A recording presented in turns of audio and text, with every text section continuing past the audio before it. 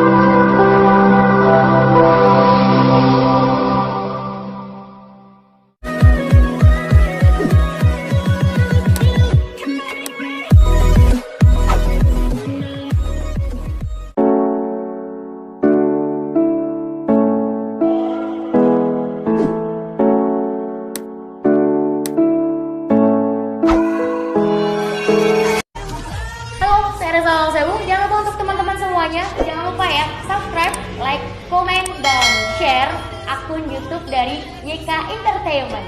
Thank you.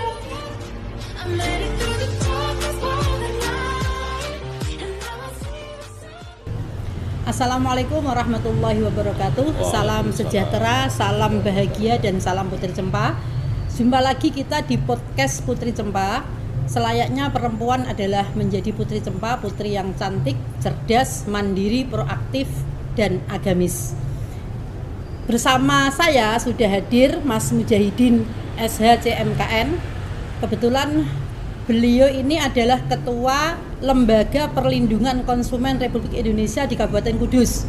Kita nanti akan berdiskusi banyak hal tentang apa sih perlindungan konsumen itu, kenapa konsumen harus dilindungi, dan kewajiban-kewajiban pemerintah daerah khususnya di Kabupaten Kudus apakah sudah dijalankan atau dilaksanakan oleh Pemda Kudus. Sekaligus beliau juga Ketua LBH Garuda Kencana Indonesia DPC Kabupaten Kudus. Kita akan langsung berdiskusi dengan Mas Mujahidin. Assalamualaikum Mas Mujahidin. Waalaikumsalam. Terima kasih sudah hadir di podcast Putri Cempa. Sama-sama. Mas Mujahidin nanti juga harus menjadikan istrinya seorang Putri Cempa. Putri yang cerdas, cantik, mandiri, proaktif, dan agamis. Oke, siap. Sebetulnya apa sih itu LPKSM dan LPKRI? Ya. Mungkin Mas Mujahidin bisa menjelaskan secara detail kepada keluarga Putri Cempa yang ada yang menyaksikan podcast kali ini. Monggo Ya. Mas Mujahidin. Terima kasih Bu Haja Khorirah selaku owner di podcast Putri Cempa ya, Bu. Ya. Tadi sudah disampaikan Putri Cempa itu adalah cantik, cerdas, mandiri, proaktif, dan agamis. Luar biasa. Semoga istri saya nanti bisa seperti itu. Amin, harus. Ya. Tadi sudah sedikit disinggung oleh Bu Khorirah dan juga sana sudah disampaikan apa itu perbedaan LPKSM dan LPKRI. Ya. Namun sebelum sedikit nanti saya menyampaikan dalam acara podcast malam ini, sebelumnya saya terima kasih selaku mewakili dari Lembaga Perlindungan Konsumen Republik Indonesia atau lebih dikenal dengan LPKRI DPC Kabupaten Kudus. Sebelum saya menyampaikan tentang apa perbedaan dan apa itu LPKSM dan LPKRI, tentunya sebelum kita bicara hilir kita bicara hulunya dulu. Sebelum kita bicara batang kita bicara akarnya. Seperti itu. Bicara tentang LPKSM atau Lembaga Swadaya Masyarakat Perlindungan Konsumen. Lembaga Perlindungan Konsumen Swadaya Masyarakat LPKSM dan LPKRI adalah bagian dari LPKSM itu sendiri, Lembaga Perlindungan Konsumen Republik Indonesia. Itu dibentuk atau ada dikarenakan adanya UUPK, Undang-Undang Perlindungan Konsumen Nomor 8 Tahun 1999. Tentang apa? Yaitu mengatur tentang perlindungan konsumen. Ini dalam tanda kutip yang harus dipahami oleh masyarakat kita, Bu, bahwa kita ini, saya, panjenengan, dan semuanya itu pasti menjadi konsumen. Ada kalanya kita menjadi pelaku usaha karena dari kita ini juga mungkin ada yang menjadi pelaku usaha, tapi suatu saat atau suatu waktu itu akan menjadi konsumen. Ya. Nah, Undang-Undang Perlindungan Konsumen Nomor 8 Tahun 1999 ini artinya kalau kita menghitung sejak lahirnya undang-undang itu dilahirkan tahun 1999 dan hari ini itu adalah tahun 2021. Artinya kalau kita menghitung rentan waktunya sudah 22 tahun. Namun sangat ironis sekali, undang-undang yang sudah diresmikan, sudah diundangkan di masyarakat kita lepas dari asas fikih hukum ya. Karena di dalam hukum itu kita dengan asas fikih hukum bahwa ketika pemerintah mengundangkan sebuah undang-undang, masyarakat semuanya dianggap tahu. Tapi minimnya sosialisasi dan pendidikan edukasi terhadap undang-undang itu sendiri mengakibatkan masyarakat kita ini kurang memahami tentang apa itu undang-undang. Kita bicara UUPK, Undang-Undang Perlindungan Konsumen Nomor 8 Tahun 1999. Artinya tadi sudah disampaikan, sudah 22 tahun itu. Tapi masyarakat kita, dan maaf ya, sebagian besar atau yang di masyarakat Kudus ini tidak tahu haknya sebagai konsumen dan kewajiban dia sebagai konsumen. Kemudian hak kewajiban daripada pelaku usaha. Padahal kan LPKSM itu ada dasarnya kenapa dibentuk kan gitu. Di dalam Undang-Undang Nomor 8 Tahun 1999 membentuk 3 badan. Satu LPKSM, Lembaga Perlindungan Konsumen Swadaya Masyarakat. Yang kedua BPSK, Badan Penyelesaian Sengketa Konsumen. Yang ketiga BPKN, Badan Perlindungan Konsumen Nasional. Jadi tiga subunit lembaga yang ada di dalam perlindungan konsumen ini berfungsi untuk memberikan perlindungan konsumen. Sebelum jauh kami sampaikan, perlu saya sampaikan, apa sih konsumen itu? Kan gitu ya. Seringkali kita mengatakan, kita bicara soal konsumen, kita ini konsumen. Pertanyaannya konsumen itu apa kan begitu? Di dalam undang-undang itu pasal 1 ayat 1 disebutkan konsumen adalah setiap orang pemakai barang dan jasa yang ada di masyarakat, baik untuk dirinya sendiri, untuk orang lain, bahkan untuk makhluk lain. Berarti semua orang konsumen dong. Betul. Semua orang harus dilindungi. Iya, bahkan presiden kita pun konsumen Ibu. Karena kadang beliau juga beli sesuatu, apakah itu barang atau jasa. Nah, selama ini masyarakat kurang begitu tahu, sehingga manfaat dari undang-undang ini pun sangat ironis sekali belum dirasakan oleh masyarakat. Mas Mujahidin sendiri kan ketua LPKRI di Kabupaten Kudus. Setelah memang terjun di Lembaga Perlindungan Konsumen ini, apakah peran serta pemerintah daerah selama ini untuk mendukung pelaksanaan Undang-Undang Perlindungan Konsumen ini? Ya, terima kasih. Kalau tidak salah, saya sendiri sudah berkecimpung di dunia perlindungan konsumen sejak 2014. Artinya sudah kurang lebih 7 tahun lah. Saya ya belum banyak yang saya tahu tentang perlindungan konsumen. Tapi perlu difahami bahwa LPKSM, Lembaga Perlindungan Konsumen Swadaya Masyarakat itu menurut catatan terakhir kami kemarin di pusat itu datanya sudah lebih dari 2000 LPKSM. LPKR itu salah satunya itu. Ada dulu dikenal dengan LPKSM Menara, LPKSM apa, banyak sekali. Selama ini yang seringkali dilakukan oleh teman-teman LPKSM itu hanya bersinggungan soal kredit macet terhadap mobil dan motor. Padahal tidak hanya itu saja. Seringkali kalau kita belanja di swalayan, kita sering menemukan atau ibu-ibu itu menemukan kaleng susunya peok. Atau di sana mungkin labelnya sobek. Itu sudah melanggar pasal-pasal dalam ketentuan Undang-Undang Perlindungan Konsumen. Bukan hanya soal kredit motor. Bukan, tidak hanya soal itu, sangat luas sekali. Bahkan sekarang yang baru tren yang namanya online, ketika kita dikasih gambar, kemudian pengirimannya tidak sesuai dan sebagainya, itu kita punya hak yang harus itu juga ada aturannya. Diatur di situ semua. Bahkan dalam pasal 62 tentang sanksi pidananya, itu pun disebutkan. Bagi yang melanggar ketentuan-ketentuan di dalam undang-undang ini dikelompokkan 2. Yang pertama itu dituntut dengan pidana kurang lebih maksimal 5 tahun, dendanya kurang lebih 2 miliar. Dan ini kan konsumen harus tahu. Harus tahu. Dan jangan sampai pelaku usaha itu bersemena-mena gitu loh. Mereka juga harus bisa melindungi dirinya sendiri dulu. Iya. Nah, kemudian tadi pertanyaan Ibu, sejauh manakah peran pemerintah kita kan? Pemerintah daerah khususnya. Pemerintah daerah Kudus khususnya kan. Saya sendiri jujur Ibu, saya sudah sejak berkecimpung atau bergelut di dunia perlindungan konsumen. Peran serta pemerintah daerah khususnya kita bicara Kabupaten Kudus. Ketika saya 2014 berkecimpung di dunia perlindungan konsumen, saya sudah matur keberadaan kami karena ini sifatnya perwakilan Ibu. LPKRI itu sifatnya pusat nasional, kami yang di Kudus ini adalah perwakilan. Nah, karena kami selaku perwakilan sesuai dengan aturan Kementerian Perdagangan itu harus melaporkan kepada dinas terkait. Dinas terkait di sini adalah Dinas Perdagangan. Kita sudah melaporkan, kita sudah mendorong. Dibentuklah yang namanya sebuah wadah namanya BPSK, Badan Penyelesaian Sengketa Konsumen. Yang membentuk Dinas Perdagangan. Yang membentuk semestinya adalah dimulainya dari kepala daerah, dalam hal ini bupati. Tapi promotornya ini kemudian membentuk kepanitiaan, dipilihlah, diseleksilah orang-orang yang akan menjadi pengurus di BPSK. Kemudian nanti SK-nya di kementerian, dalam hal ini tangan panjang Kementerian Perdagangan adalah Dinas Perindustrian dan Perdagangan. Tapi mestinya juga berkewajiban mensosialisasikan ya Mas? Sangat berkewajiban sekali. Tapi sejauh ini apakah sudah pernah digandeng oleh pemerintah daerah dalam rangka mensosialisasikan undang-undang itu? Kalau dikatakan sudah pernah, sudah. Cuman kami sendiri, kalau kita bicara voltase persentase dari 100% itu mungkin baru 10% kontribusi pemerintah. Apalagi ketika kita mendorong untuk dibentuknya BPSK.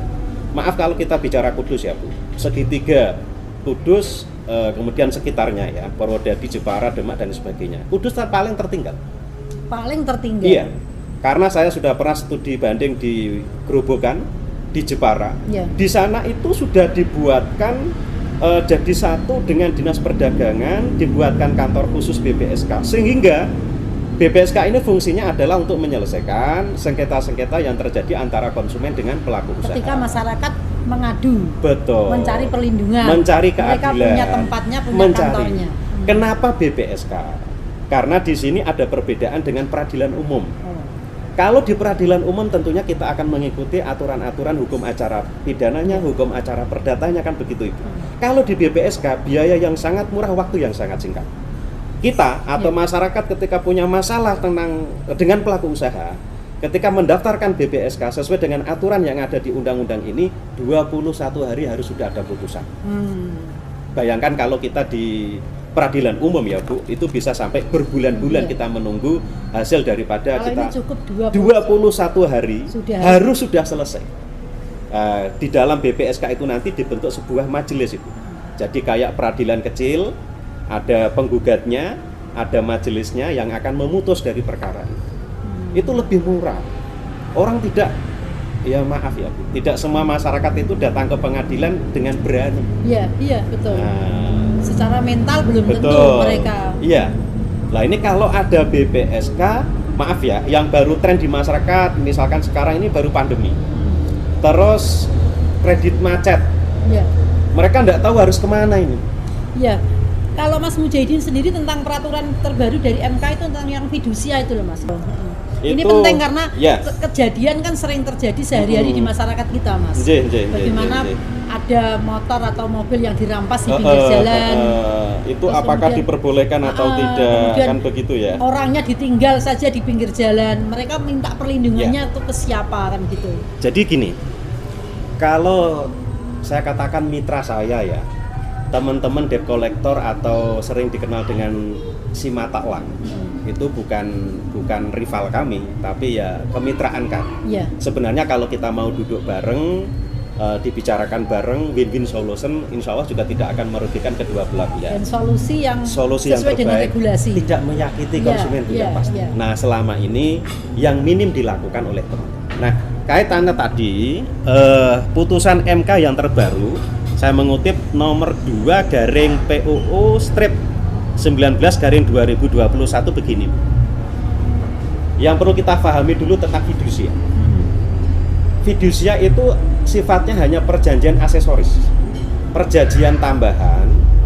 Satu misal begini, saya ilustrasikan. Perjanjian aksesoris. Ya, perjanjian tambahan.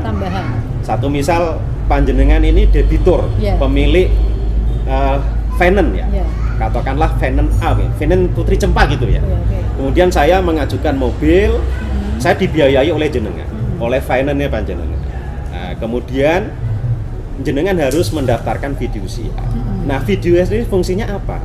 Kalau saya menjual kendaraan saya, maka yang wajib saya utamakan untuk membayar hutang adalah ke panjenengan. Iya. Karena Sudah jenengan fidusiakan. Sebenarnya fungsi fidusia itu. Tapi maaf, dalam tanda kutip, masyarakat kita ini ditakut-takuti, dibodohi. Ketika teman-teman kita, mata uang atau debt collector datang ke debitur atau nasabah yang kredit, pasti dikatakan, ini saya sudah punya sertifikat fidusia ini harus kendaraannya tak ambil, tak tarik sekarang. Itu salah. Salah. Tidak boleh. Apalagi putusan MK yang tadi saya sebutkan, itu hanya sebuah begini, bahwa putusan terbaru MK itu, Mahkamah Konstitusi itu, dengan berdasarkan sertifikat fidusia oleh finance, kemudian dipercayakan pihak ketiga debt collector, boleh mengambil unit itu dengan catatan debitur menyerahkan dengan sukarela. Sekali lagi ya, ada sukarela, ada berita acaranya, ada pernyataan penyerahan sukarela. Kalau tidak sukarela, dalam putusan MK itu dikatakan alternatifnya adalah tetap melalui putusan pengadilan. Lah ini masyarakat harus paham.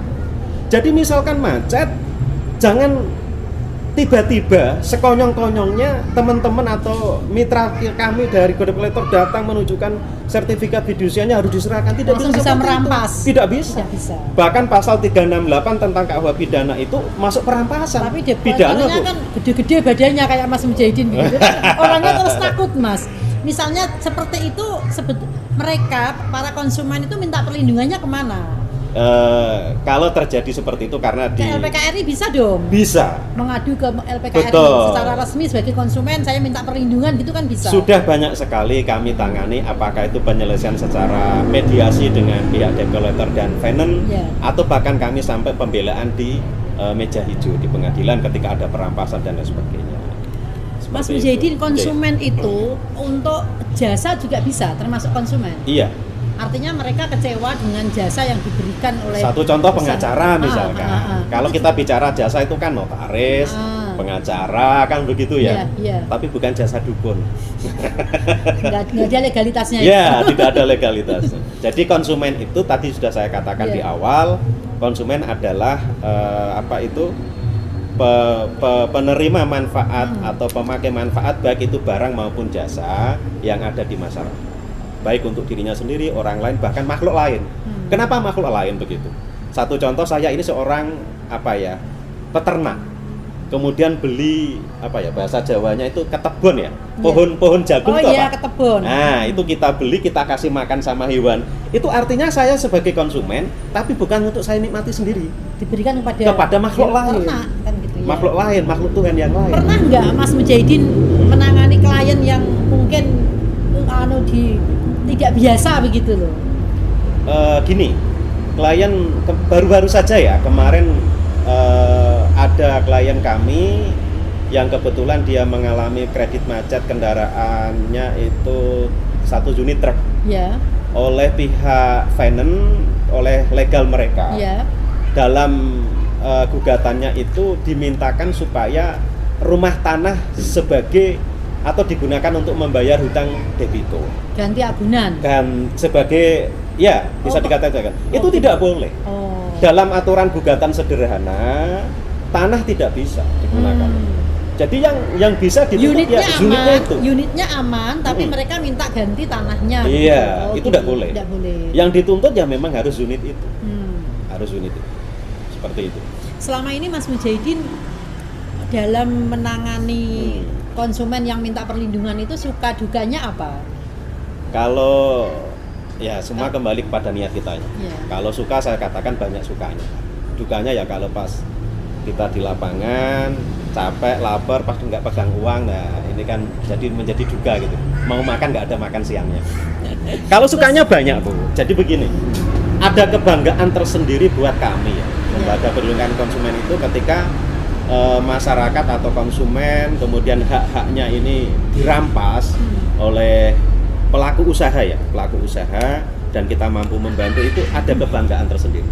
Kalau orang Jawa nyun sewu, kita tidak usah berharap kita niatnya ikhlas membantu mereka, kita di rumah itu diantar yang namanya Artinya, jagung apa gitu. 24 jam ketika ada konsumen yang minta perlindungan, Insya Allah LPKI siap membantu. siap. Dan komunikasi dengan pemerintah daerah juga harus dilanjut, Mas, supaya Iya. apa yang menjadi harapan kita bersama, Iya. pemerintah daerah juga memberikan atensi yang besar untuk masyarakat. Iya. Harapan kami melalui podcast ini didengar oleh pemerintahan kita, kemudian apa yang kita inginkan terbentuknya sebuah peradilan kecil melalui BPSK itu Iya. juga terwujud, sehingga masyarakat Kudus khususnya lah, bahkan bisa masyarakat di luar Kudus lari ke sini juga bisa. Oh begitu, Bisa. artinya misalnya dia tidak domisili Kudus, Boleh. tapi minta perlindungan Boleh. ke LPKRI Kudus juga bisa. Boleh. Oh begitu. Nah, wilayah kami walaupun kami istilahnya kantor perwakilan di Kudus, istilahnya tidak dibatasi.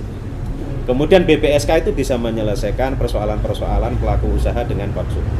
Jadi misalkan ibu-ibu belanja ke apa ya, maaf ya, ke swalayan atau apa. Ternyata ada kaleng yang peo atau apa, itu kan tidak layak konsumsi. Iya. Dan itu pelaku usaha sudah melanggar undang-undang itu. Mm-mm. Nah itu kemana kan begitu? Kalau kita biarkan, kita diam, ya selamanya pelaku usaha kan seperti itu. Akan seperti itu, akan mengabaikan. menyepelekan. Iya. Nah, kita punya hak. Katanya pembeli itu raja kan Iya, begitu. iya. Katanya pembeli itu raja. Nah, di mana rajanya kan begitu? Meskipun di swalayan kita pun berhak komplain. Jangan malah kalau sama tetangganya komplain tapi kalau Ah, swalayan iya, nggak itu berani yang, kan itu begitu. yang terbalik itu ya, itu yang terbalik. Terima kasih Mas Mujahidin. Iya. Tolong untuk sebelum kita tutup podcast Iya. ini, saya ingin Mas Mujahidin memberikan closing untuk memotivasi teman-teman, Iya. terutama masyarakat yang sadar sebagai konsumen, Iya. yang mereka punya hak untuk dilindungi. Iya. Oke, terima kasih. Sebelum kita tutup, ada beberapa yang ingin saya sampaikan. Satu, masyarakat jangan takut atau merasa terbebani dengan adanya pressure, khususnya debt collector. Kalau panjenengan kurang paham, merasa takut diintimidasi, silakan datang ke lembaga kami. LPKRI kami ada di Ruko Sempalan Indah, Desa Jati Kulon, Kecamatan Jati, Kabupaten Kudus. Nanti masyarakat bisa sharing-sharing dengan kami. Yang kedua, jangan segan-segan bila terjadi perampasan di jalan terhadap unit apakah itu motor atau mobil, itu masuknya pada pasal 368. Perampasan. Itu bisa masuk pidana. Luar biasa. Kemudian yang terakhir, jadilah konsumen masyarakat yang cerdas, paham akan hak dan kewajiban. Oke. Saya kira itu, terima kasih. Harapan Mas Mujahidin untuk pemerintah daerah yang mungkin nanti bisa menjadi catatan penting bagi pemerintah Kudus. Harapan kami supaya masyarakat ini bisa terpenuhi, bisa terjamin akan kepastian hukum sebagai konsumen, segera supaya kami mendorong agar pemerintah daerah ini melalui Dinas Perdagangan segera membentuk yang namanya BPSK. Kemudian dibina LPKSM, LKPSM yang ada di Kudus. Karena data yang saya peroleh lebih dari 20 LPKSM yang ada di Kudus. Dalam tanda kutip ini menjadi liar. Iya, iya. Saya kira itu harapan Terima kami. kasih. Terima kasih Mas Mujahidin atas diskusi ini, yakin banyak manfaatnya. Akhirnya kita sebagai konsumen sadar akan hak dan kewajiban kita, sehingga kita pun bisa menuntut kepada pemerintah daerah untuk melindungi masyarakat dari pelaku-pelaku yang melanggar aturan. Mas Mujahidin sukses, Ya, terima kasih. semakin Amin. maju. Amin. Kemudian saya berharap panjenengan juga tambah terus mensosialisasikan tentang Ya. Undang-Undang Perlindungan Konsumen itu, Ya. sehingga masyarakat semakin sadar. Dan ke depan mungkin akan kita diskusikan lebih detail Ya, lagi. kita Mas mungkin ngambil Mujahidin- tema yang lebih implisit Ya, istilahnya ya. ya, Mas Mujahidin nanti kita hadirkan Ya, lagi di insya sini. Kita akan lihat respon dari teman-teman, apakah memang betul-betul setelah diskusi ini teman-teman membutuhkan informasi-informasi yang terkait dengan perlindungan konsumen. Ya. Demikian podcast Putri Cempa pada kali ini.